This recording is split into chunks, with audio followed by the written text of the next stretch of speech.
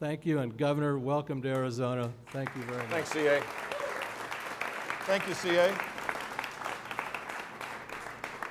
Andy, thank you. Thanks for the tour. Congratulations on this great entrepreneurial endeavor. Focus on the broader reforms, I think, across the whole spectrum of the offerings of higher education.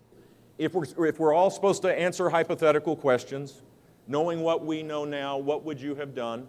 I would have not engaged. I would not have gone into Iraq.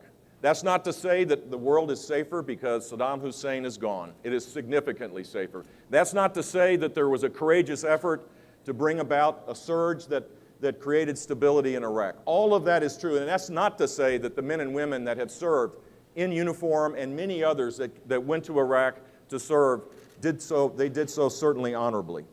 Not forever, because these are non-renewable resources, but this is America at its best. It's not to say end is near. But for us, Israel would be surrounded by people, most of whom don't recognize even their right to exist.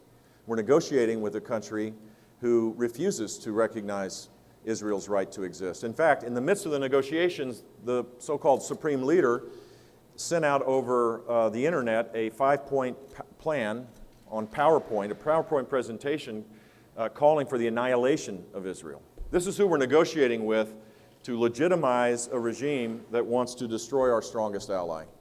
It's Alice in Wonderland logic at best. Eliminating as many of the deductions and credits and incentives as possible over a period of time, I think we need to re-engage and do it in a more forceful way than the president is very reluctant, for whatever reason, to make a clear commitment that we should have kept, 5,000, 10,000 troops there.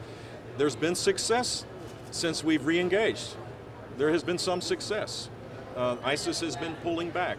And this is not to say that we should go it alone. I'm not proposing that, nor is President Obama for that matter.